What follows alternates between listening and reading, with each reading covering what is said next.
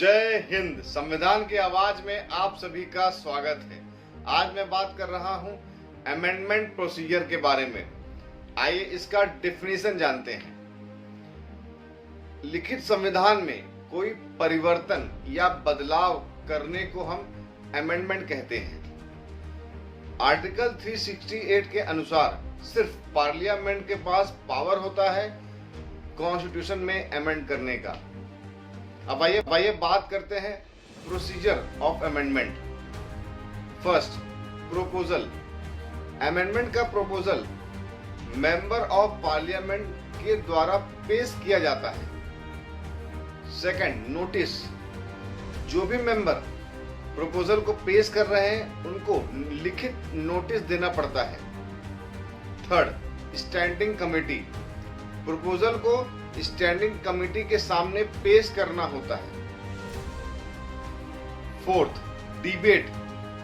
Proposal पर सदन में चर्चा और बहस की जाती है। उसके बाद उस पर वोटिंग लिया जाता है। वोटिंग के आधार पर उसको पास किया जाता है। Fifth, president approval. वोटिंग के बाद प्रेसिडेंट उसको अप्रूव करते हैं, साइन करते हैं, फिर अमेंडमेंट बिल, अमेंडमेंट एक्ट बन जाता है। Seventh, notification. प्रेसिडेंट के साइन के बाद उसे गैजेट ऑफ इंडिया में पब्लिश किया जाता है और अमेंडमेंट एक्ट लागू हो जाता है। अब बात करते हैं टाइप्स ऑफ अमेंडमेंट। 3 टाइप्स के होते हैं। First, simple majority amendment. Second, special majority amendment. Third, special majority amendment with half of the state legislature rectification. आइए बात करते हैं टाइप 1 सिंपल मेजॉरिटी अमेंडमेंट के बारे में। इसमें अमेंडमेंट बिल को दोनों सदन, लोकसभा और राज्यसभा, दोनों में सिंपल मेजॉरिटी से पास करना होता है। मतलब जो मेंबर प्रेजेंट है उसके हाफ +1 के साथ ये पास होता है और प्रेसिडेंट अप्रूवल के बाद बिल एक्ट बन जाता है। इसका एग्जाम्पल है article number 4, article number 169, article number 348। अब आइए बात करते हैं सेकंड, जो कि है स्पेशल मेजॉरिटी अमेंडमेंट प्रोसीजर। इसमें जो अमेंडमेंट बिल है उसको दोनों लोकसभा और राज्यसभा दोनों में 2/3 मेजॉरिटी के साथ उसको पास किया जाता है और साथ में जो भी वोटिंग होगा उसको half of the total member से ज्यादा होना चाहिए। उससे पास होने के बाद उसको प्रेसिडेंट अप्रूव करते हैं, उसके बाद बिल एक्ट बन जाता है। इसके एग्जाम्पल हैं article number 54, 55, article number 73, article number 162। Third point की बात करते हैं, special majority amendment with half of the state legislature rectification.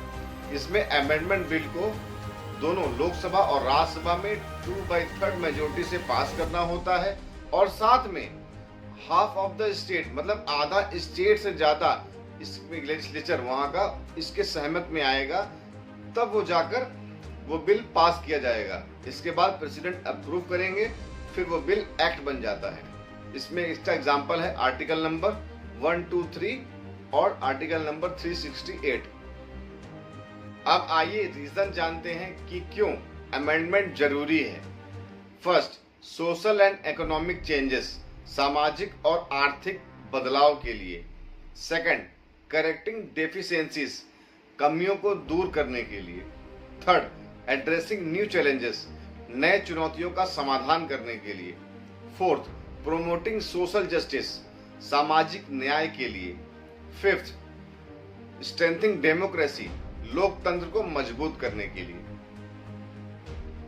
अब आइए बात करते हैं कंक्लूजन की।